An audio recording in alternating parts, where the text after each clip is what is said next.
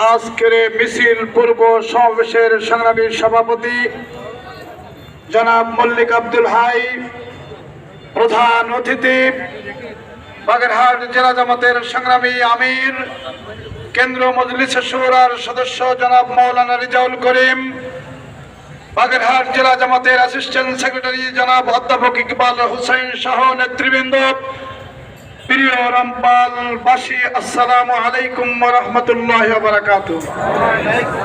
আজকে আমাদেরকে আবার রাজপথে নামতে হলো।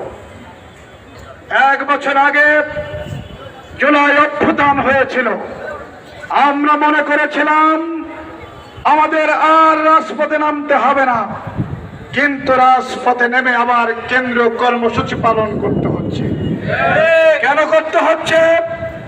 জুলাই সনদ, যে জুলাই সনদ হবে, বাংলাদেশের যে সংবিধান রয়েছে, এই সংবিধানের সাথে জুলাই সনদকে আইনি ভিত্তি দিতে হবে। কারণে যারা জুলাই বিপ্লব ঘটিয়েছে আর যারা সরকারে আছে, এদেরকে সুরক্ষা দিতে হবে।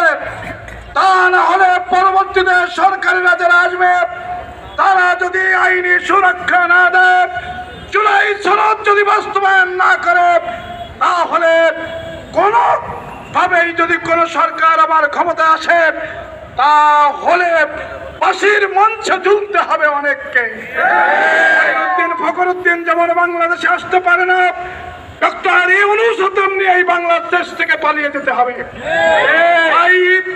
আবু সাইদ বীর মুগ্ধর রক্তের বিনিময়ে এদেশে গণ অভ্যুত্থান হয়েছে। এই গণ অভ্যুত্থানকে স্থায়ী করার জন্য, বৈষম্য দূর করার জন্য আমাদেরকে আইনি ভিত্তি দিতে হবে এই জুলাই সনদকে। তা না হলে আগামী দিনে ফ্যাসিস্টের উত্থান হবে। শুধু উত্থান নয়, 1 বছর, 2 বছর, 4 বছর যাওয়ার পরে ওই আওয়ামী ফ্যাসিস্টরা আবার দেশে ফিরে এসে নির্বাচনের মধ্য দিয়ে যদি আবার কোনোদিন ক্ষমতায় যায়, তাহলে সবাইকে ফাঁসিতে ঝুলিয়ে মারবে। আমরা দাবি জানাচ্ছি, আইনি সনদ, এই জুলাই সনদকে আইনি ভিত্তি দিতে হবে। পিআর পদ্ধতিতে নির্বাচন হলো, ওই প্রশাসন নিরপেক্ষ থাকবে, স্বামীজ বিচার নিরপেক্ষ হবে, জাতীয় সংসদে সবাই স্থান পাবে। পিআর পদ্ধতি ছাড়া যদি নির্বাচন হয়, তাহলে আমরা ইতিপূর্বে দেখেছি রাতের ভোট, দিনের ভোট, রাতে আমি দামির নির্বাচন, যে নির্বাচনগুলো ওই বাক্স ভর্তি করে রাখা হতো, সেই নির্বাচনের মতো নির্বাচন হবে। তাই আমরা আগামী জাতীয় সংসদ নির্বাচনে লেভেল প্লেইং ফিল্ড আমরা চাই। তা না হলে এই বাংলাদেশে আবার ফ্যাসিস্টের উত্থান হবে।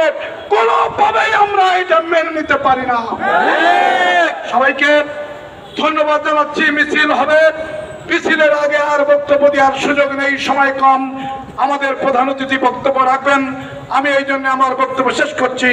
খুদা হাফেজ। বাংলাদেশ জিন্দাবাদ।